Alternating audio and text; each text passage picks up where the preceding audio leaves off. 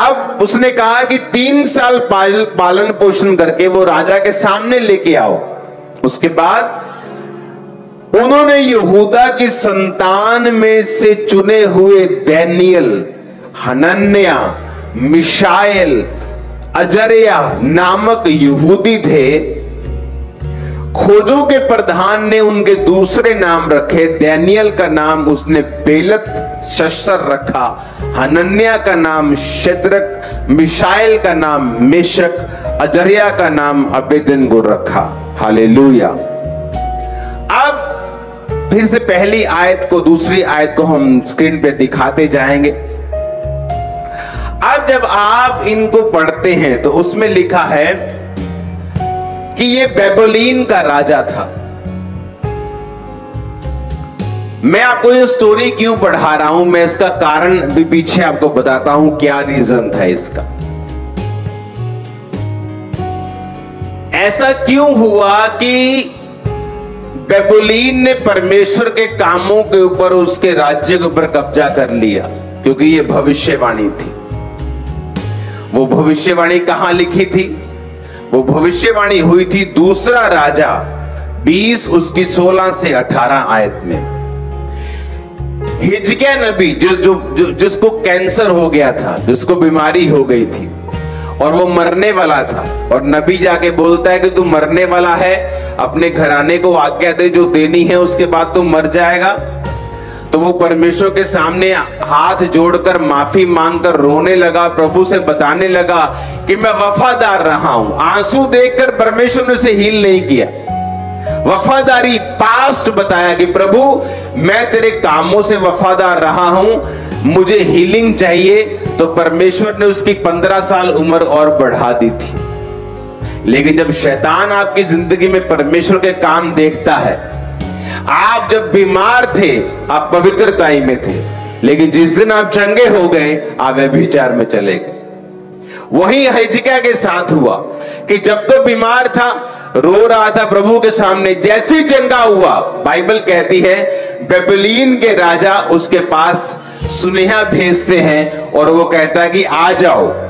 और जब बेबीलोन का राजा उसके पास आता है, लोग आते हैं, तो वो सारे अनमोल भंडार, सारे हथियारों के भंडार, सारी अनमोल वस्तुएं दिखाता है और नबी नाराज होता है। नबी बोलता है कि तुम्हें मालूम नहीं था कि वो तुम्हारा दुश्मन है, खुदा का दुश्मन है, तुमने उसे अपने अनमोल भंडार क्यों दिखाए? अब आने वाले समय में क्या होगा? यशायाह ने हिजकिय्याह से कहा, यहोवा का वचन सुन ले, ऐसे दिन आने वाले हैं जो कुछ तेरे भवन में है, जो कुछ तेरे पुरखाओं का रखा हुआ है तेरे भंडार में, वो बेबीलोन को उठ जाएगा।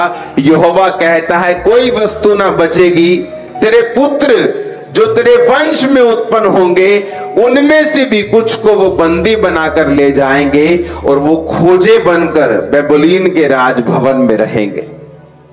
तो परमेश्वर ने उनको प्रोफेसी दी कि तुम्हारा जो राज्य है वो अन्य जातियां लूट ले जाएंगी, क्योंकि तुम मेरे साथ बेवफा हो, तुमने मेरे साथ मेरी आवाज को नहीं सुना, मेरे वचन को नहीं सुना।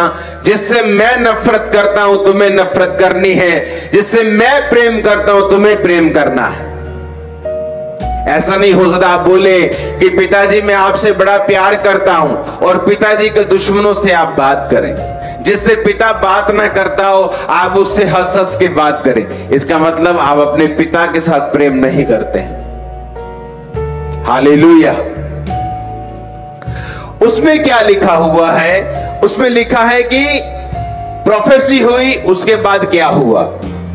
नबूकदनेस्सर, फिर से पढ़ेंगे दानियेल, यहूदा के राजा यहोयाकीम के राज्य के 3रे वर्ष में बेबीलोन का राजा, वही राजा जिसकी परमेश्वर ने भविष्यवाणी की थी, नबूकदनेस्सर यरूशलेम पर चढ़ाई करके उसे घेर लेता है और सारे परमेश्वर के भवन के पात्रों को, सबको, राजा को, सबको उठाकर ले जाता है।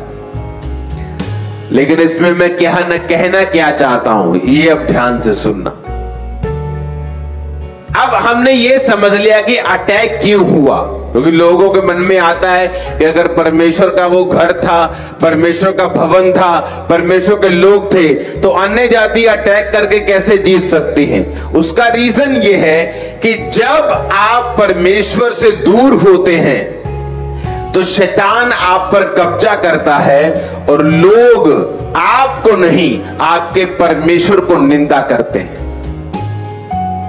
जब इजरायली काबिल नहीं रहे और पहुंचे नहीं वहां पे कनान में, तो जो मिस्रियों के सामने वो निकले थे, उन्होंने मजाक उड़ाया कि लो जी वड्डियां वड्डियां गल्लां करके निकले सी, पहुंचे तो है नहीं।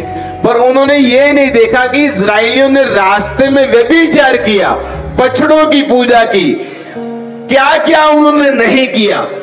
नबियों के खिलाफ, परमेश्वर के दासों के खिलाफ कुड़कुड़ाए, सब पाप किए, और परमेश्वर ने वहां नहीं भेजा जहां उन्हें बुलाया गया था भेजने के लिए।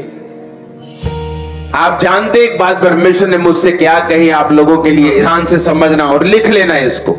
लोग इंतजार कर रहे हैं आपके फेल होने का, आपको मालूम नहीं, वेट कर रहे हैं आपके फेल होने का, इंतजार कर रहे हैं आपके फेल होने का, क्योंकि जो वो बोलना चाहते हैं वो लीगलाइज नहीं हो सकता, लोग उसे स्वीकार नहीं करेंगे। लेकिन जब आप फेल हो जाएंगे, वो बोलेंगे देखा हमने तो पहले ही कहा था, ये बंदा ऐसा है, ये चोर है, ये फलाना है, ये ढमकाना है। लेकिन तुम फेल तो पाप की वजह से हुए हो, उस वजह से नहीं जो लोग बोल रहे हैं। ध्यान से मेरी बात को समझना। Hallelujah hallelujah hallelujah. Thank you Jesus. मेरा ईमान है कि आप इन वीडियो के वसीले से बहुत बरकत को पा रहे हैं। इसी तरह की और वीडियो देखने के लिए आप हमारे चैनल को सब्सक्राइब करें, ताकि आने वाली हर एक वीडियो आप तक पहुंचे। और अगर वीडियो अच्छी लगे तो दूसरों के साथ भी शेयर करें। खुदा आप सबको बरकत है। God bless you all.